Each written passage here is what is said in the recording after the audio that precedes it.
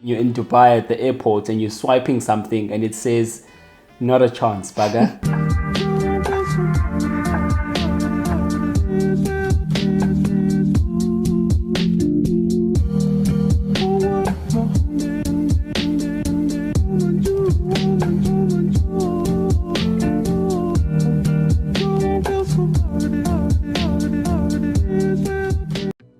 Welcome back to our YouTube channel. We hope you liked our previous videos. Part 2 now is about...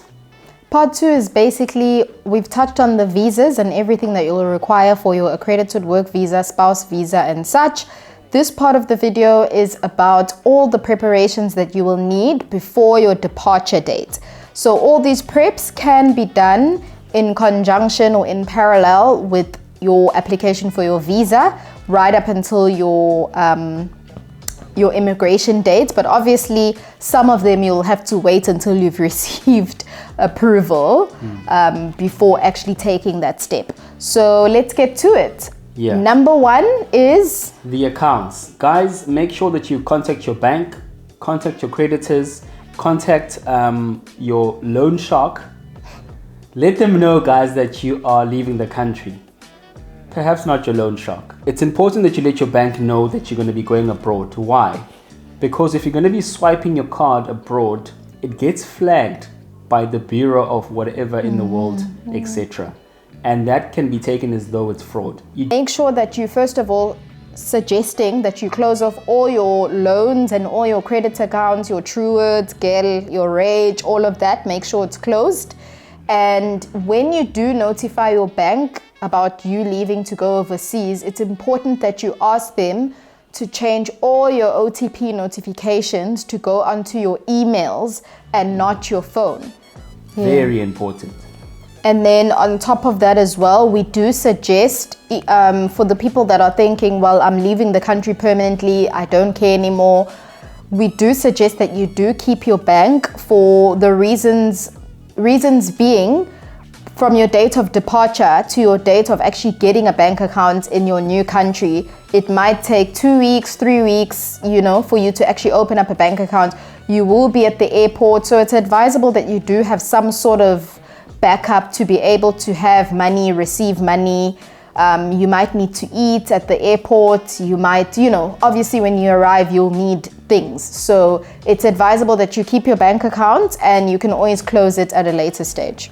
And guys, please increase your daily limits on your card, because you don't want to have a surprise when you're in Dubai at the airport and you're swiping something and it says, not a chance, bugger. You didn't increase your limit and you now don't have an ATM where you can actually do that. So do that prior, or even do it on your app. Increase your daily limit, because things are expensive out there. It's not the same rand value. Okay, point number 2 is touching on your mortgage or your bond if you do own a property. So in our case, we owned a property that we lived in. So yeah, basically we approached an agency, an estate agency, I think that's what they called. We told them that we are leaving on such and such a date. We'd like to put our house on the market for rent. And long story short, they took pictures, they arrived, took pictures, put the house on the market for us, and they did everything. It was a breeze for us. We didn't have to worry. They got the tenant. But the important thing that we decided to do, which has helped us even now, is to install a prepaid meter in the house, because we didn't have that, just to make things easier in terms of being able to control the electricity bill and what goes on there. So we did that. And look, some people might think, oh, I can do this all myself and whatever, but I must say it lifts a huge weight off your shoulder to have an agency sorting all of that out for you, handling the tenants, handling the lease agreement, all of that. It's all done. You pay, the amount that you pay is worth it for not having stress. Absolutely. Thank you so much, Kaz. Point number 3, guys, furniture. If we knew how much of a headache furniture would be for us, we would have started the process of selling our furniture earlier than what we did. Guys, you need to get rid of your furniture. By the way, as a side note, we didn't actually rent a container to take all our stuff across to New Zealand. We actually went over with 7 suitcases, started a new life. We sold all of our furniture. We kept Not all. We kept the dining room table, the couch, as well as the coffee table and the inverter as well for the tenants, which was a good thing. It as a selling increased point, our rent our rental to have per it month. semi-furnished. So it helped us in that regard. But guys, for the smaller stuff in your home, trying to get rid of those things is not as easy as you think, especially because people are going through the most at the moment. People don't have money. You will end up selling your furniture for half or even quarter of the price that you bought it for. Start off early. Sell that stuff as early as possible. Facebook Marketplace is a good place to sell stuff, as well as your WhatsApp, local groups and whatnot. Your community group. So if you live in like a complex or an estate, that would be the first place to start, because it's easier. If they're right there, they can pick it up quicker and all of that. So point number 4 is please, Black ladies especially, stocking up on your toiletries. I could not highlight this more. My word. So the first thing I would recommend is having about 2 to 3 months supply of toiletries. Again, someone had recommended this to us and we did do that. We stocked up on your 2 months supply of your face washes, day cream, night cream, all of that stuff.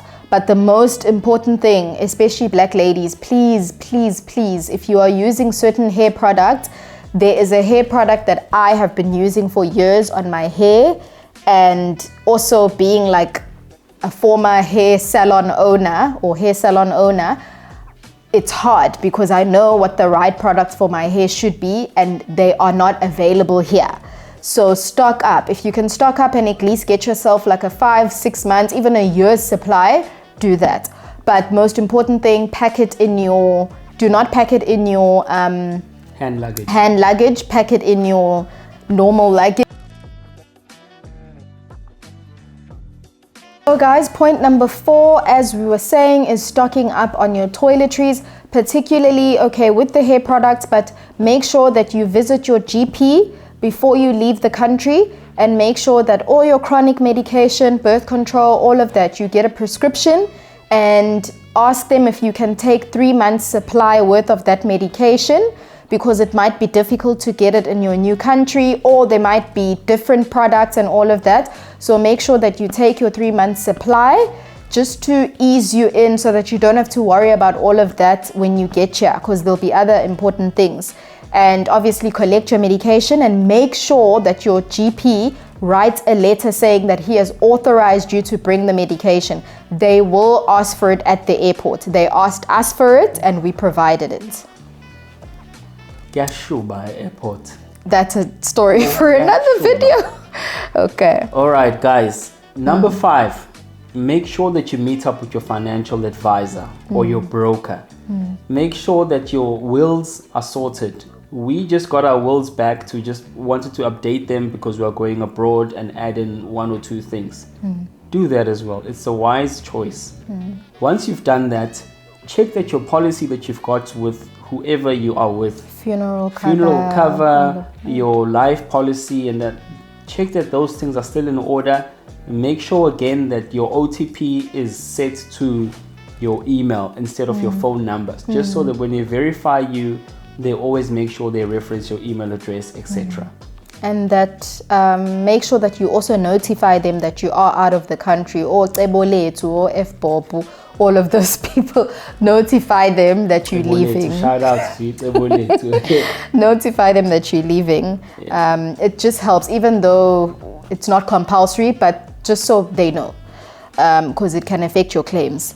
And then the last thing, most important thing, I couldn't stress this more, printing out of your documentation. So with us, we printed out all of these documents that my husband just mentioned, your policies, your everything. We filed it, we left it with a loved one in a proper orderly file, so that if anything happens, because guys, we need to be real, anything could happen between the space of time. Even flying 3 flights, anything can happen. So make sure that all your documentation is in order, it's with a loved one back home, and your contact details and whatever they would need to do in the case of you losing your life. And take some documentation with you. So print all your qualifications, at least have 3 or 4 certified copies with you. Bring your qualifications with you, your actual original documents. Bring your ID documents, bring your children's immunization, all of that stuff, bring it with you on the flight, carry it with you in your luggage. So have a file that has all your original documents, your marriage certificate, your IDs, your birth certificate, all of it should be with you in your luggage, in your hand at all times, because that is your life. So yeah, we highly recommend that, and having copies of your passport, certified copies, because again, you never know, you could lose your passport, whatever the case may be. Having certified copies will definitely help. And even when you arrive here, being able to apply for jobs and things like that, you will need certified copies, and make sure that all your copies are in color. Yep. Thank you guys. I think you got all of those things in check. I think once you've done all of those things, you're ready to actually book your flights now. Flights, I want to set you back minimum 48k if you book in advance, or 59k if you book later. That's for 3 of us, 2 adults and 1 child under the age of 3. So guys, just budget for that. To be realistic, guys, I think if we had to give you a number of the total number of how much you would need for your whole immigration process, from the time you receive your contract up until your date of departure, you would probably need about he can give you that number. Nothing less than 100k, guys. 100,000 rand. Be specific. 100,000 rands is probably the amount of money that you will need. Minimum. I think minimum at that. But that's if you're traveling as a family. Yeah, or if you're traveling alone, it might be slightly cheaper. It will be slightly cheaper. Yeah. And yeah, you know. And also remember, the country we're in is one of the furthest countries to ever travel to. So flights are expensive. It's very difficult to get to this country. It's very far. Even some online shops do not ship here. So it's insane. Yeah, guys, but this is not to depress you. It's very much possible. It's not to say that it costs 100,000, therefore you are never going to come abroad. You can. You know, with proper planning, now that you know what you need to get done, it's easy for you to actually set up all of those things and come join us here. Thank you guys for watching this video. Please like, share and subscribe. Kaz and Lindo on Instagram and TikTok. We are going to be on TikTok because we are behind the wave. But please like, share and subscribe. I hope you enjoyed the video. Thank you.